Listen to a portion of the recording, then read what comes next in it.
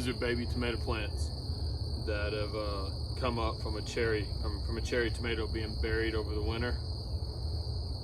Just tomato plants that sprouted from a seed.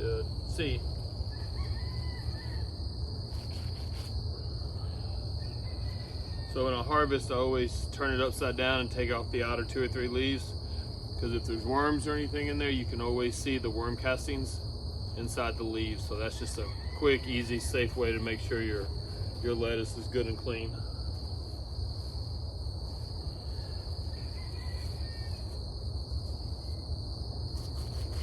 This is Muir, Cherokee, and I have a little bit of Jericho up there, a little ways up. This is an absolutely beautiful bed of lettuce. In fact, it may be the best bed of lettuce I've ever harvested before, as far as size, cleanliness, and just overall perfection. It just doesn't get much better than this or easier to harvest.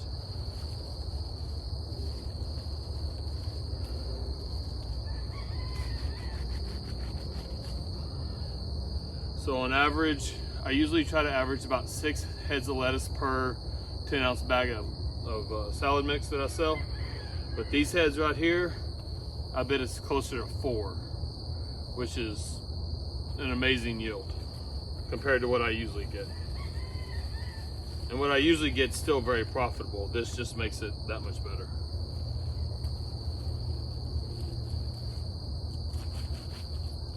So I'll harvest this, and then I'll take it up to my tough shed that I have here on the farm, and I will bag it up and go ahead and get it in the Ziploc bags ready to go, and I'll put it in my cooler that I use to keep it cold when it starts to get warm during the summer.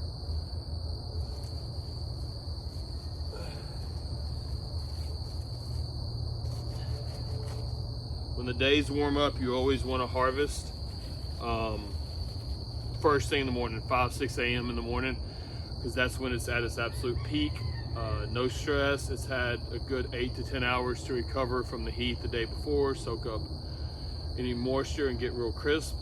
And this time's just by far the best time to harvest.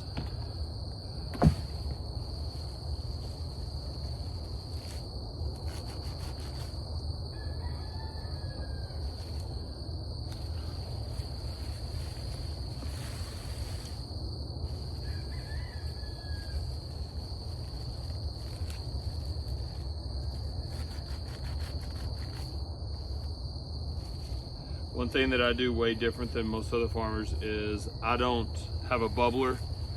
I don't wash my lettuce. I don't need to. It's perfectly clean.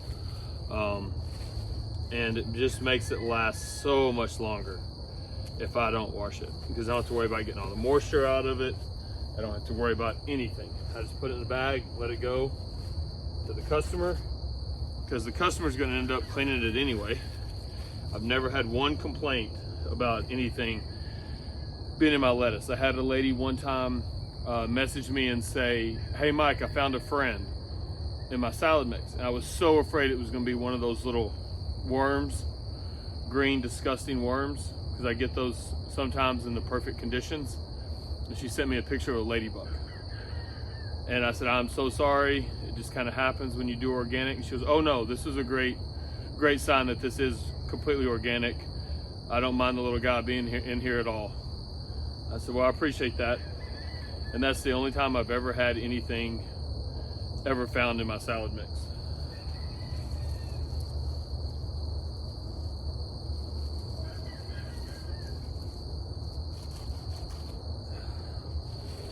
I think I was wrong, guys. I think this is Muir, that's Red Cherokee, and this is Starfighter, now that I think about it, because that's a little darker than the Muir. So I think that's what it is that's Starfighter, which I've really grown to love the last 6 months.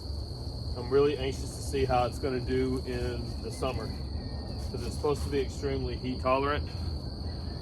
So really hoping it does well during the summer.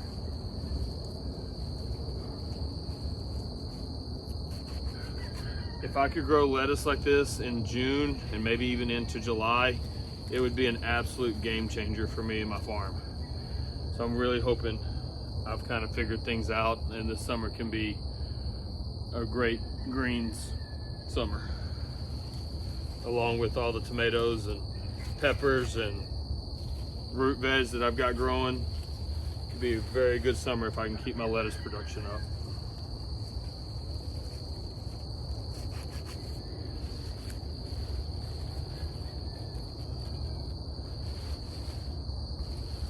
All right, my tub's getting kind of full here, so I'm gonna go to my tub shed and get this bagged up real quick and see how many bags I get, and then I will decide if I want to come back. There's a few heads in here that I want to go ahead and take out because they're just getting really big, and with the 94-degree heat today and 92 tomorrow, I don't want it to bolt.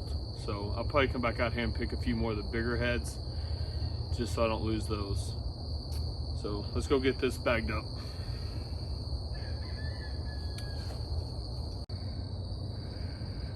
For those of you that don't know,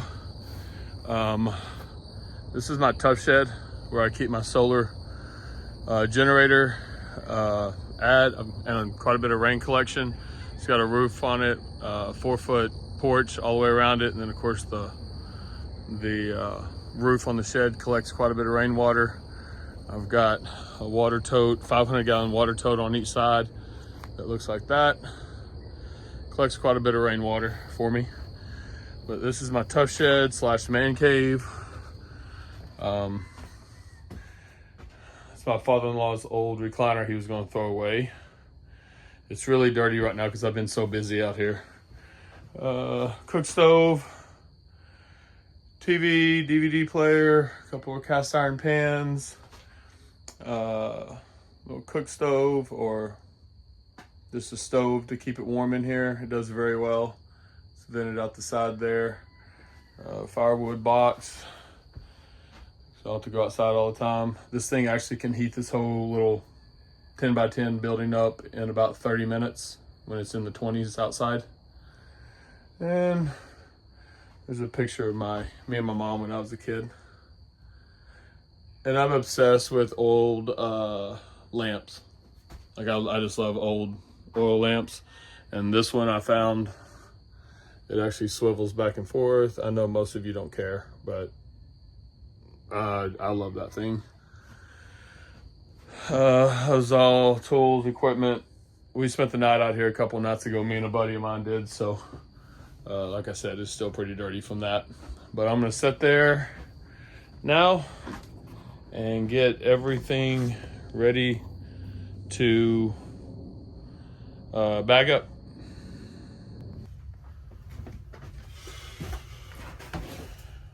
So I packaged in just Ziploc bags, the cheaper version from Dollar General. They tend to do very well. Customers really like them because they can just reseal them up. It helps keep the lettuce a lot fresher. It probably takes a little bit more time to bag everything up, but that's all right. The key to bagging lettuce, I've learned, is you don't want to hear any crunching. If you hear crunching, that means you're breaking the stems of the leaves, and it's going to make them turn brown and just not be as nice and fresh as what they should be. So it's more of a soft cram in there. Try to get anywhere 9 to 10 ounces is a pretty good average. I tend to put I think it's full, and then I just cram one more handful in there. Try to mash it down as I go, checking it for, usually I have more dead leaves and stuff that I missed when I was harvesting, but this stuff is just perfect. So it's not quite as much of an issue right now. The only thing I will say is these cheaper dollar store bags, they don't seal quite as easy as the nicer Ziploc bags, but those Ziploc bags are about twice as high. and it's only an issue to sell them when they're completely full. So like if it's half full, after somebody uses a handful of this lettuce, it's easy to close. So that's the finished product. Hopefully I'll bag up probably about 10 more of these.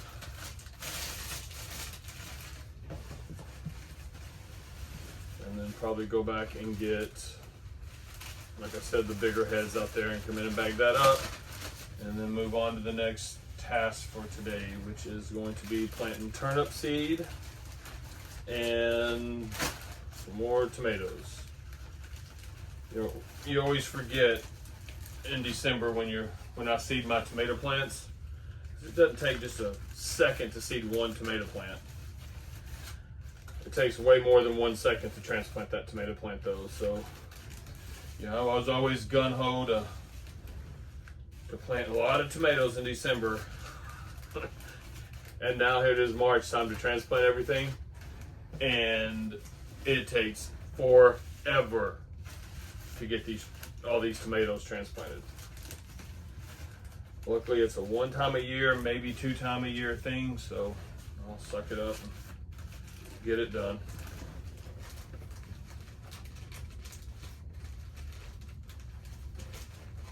A bit more.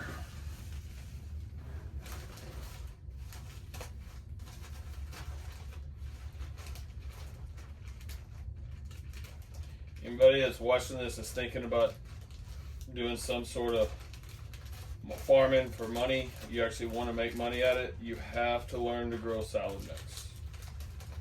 It's just like I've said before in other interviews and stuff, salad mix is your gateway drug to other vegetables.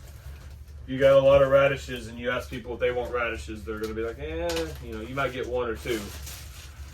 But if you got salad mix, everybody's going to try your salad mix. And then after they try your salad mix, if you do a good job with it, they're going to call you back or text you back and say, hey, what else do you have? That salad mix was amazing. And then that's when you sell them the radishes and the turnips and the beets and all the other stuff that normally they wouldn't buy by themselves. I've had a lot of success with, you know, people ask me what I do, and I tell them I have a little farm I do on the side, and the conversation kind of starts, and the first thing I always say is, let me bring you a bag of salad, if I need a new customer, that is. Let me bring you a bag of salad. And they're like, oh, okay, and then I take it to them, and like I said a minute ago, first thing they do is call and say, that was amazing, what else do you have? And then that's when you can start making the money by throwing in those other crops that you might not have sold on their own. So like I get $6 a bag for the salad mix. So yeah, it's kind of a pain to sell 1 bag of salad mix for $6. But the next time they call you, you sell them $6 bag of salad mix, $3 bag of, or bunch of radishes, $3 beets, $3 turnips, tomato, whatever. And before you know it, you just sold $20 to 1 person. And then you multiply that times 10 or 12 people. You know, you're getting into some decent money if you're doing it part-time, which is what I do, of course, but that's just the way I look at it. I'm gonna finish getting this bagged up, and then we'll see how many bags we end up with.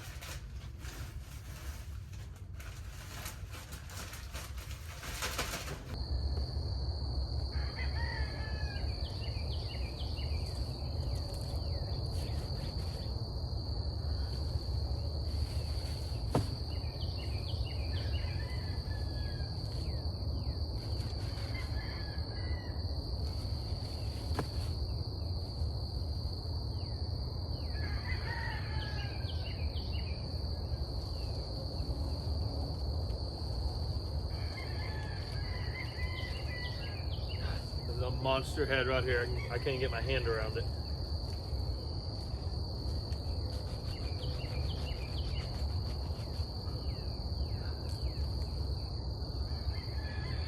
That is a lot of lettuce for 1 head.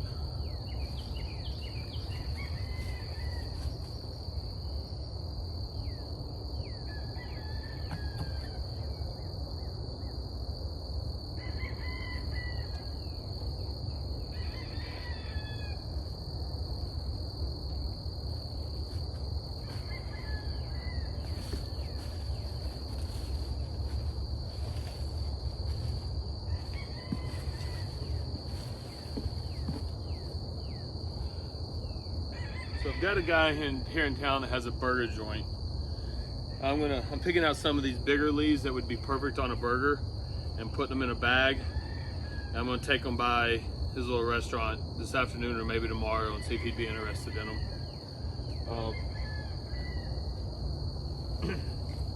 Get my name out there a little bit more, and I don't know, I just think it'd be cool to have stuff in a restaurant every now and then. With summer coming, there's gonna be a lot of burgers eaten here. So it might help him out too. Have some fresh lettuce to go on the burgers. Probably won't make very much money from it, but that's all right. You never know where that might lead.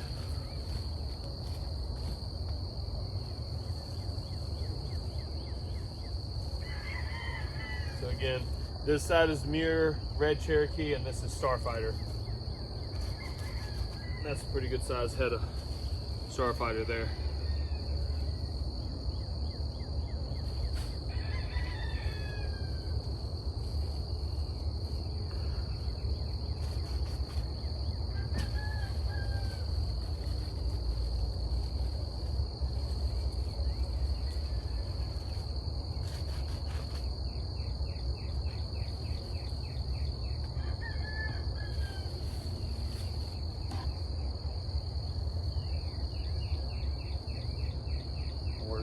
More baby tomato plants. You can smell them too when you pull them up.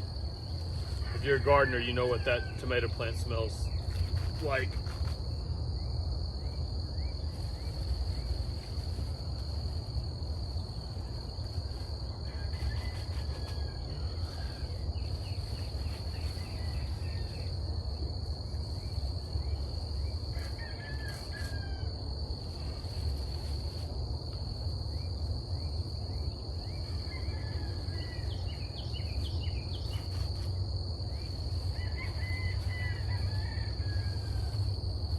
That's another big one too. That's bigger than the other one.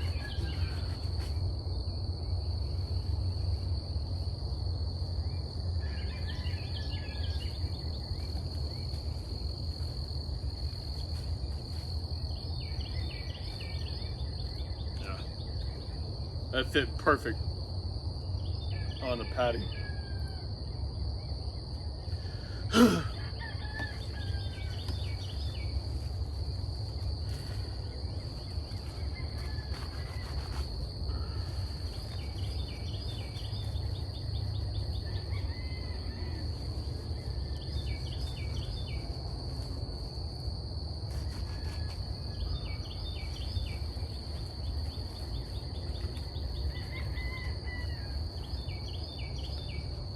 Sending some of those red Cherokees too. I don't know if you can see.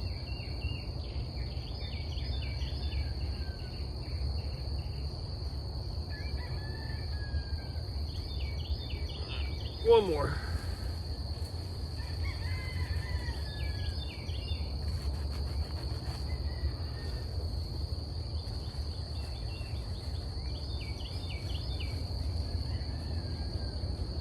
One more red to finish off the top.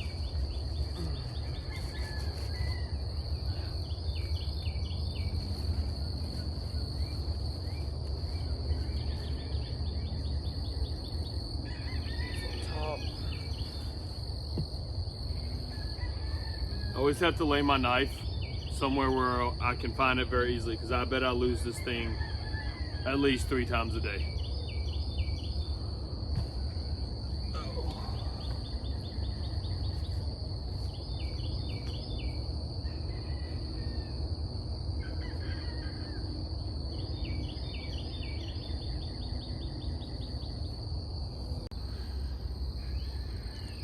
All right, I'm gonna go bag that other up, but first, before I forget, because I tend to forget a lot, I'm gonna I counted these heads that I cut just so I can get an average on what my yield is gonna be.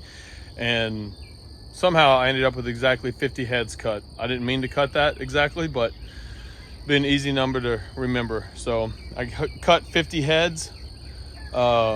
10 bags would be amazing. If I could get 10 bags out of 50 heads, that's 5 heads a bag. So that's really good. So let's go find out.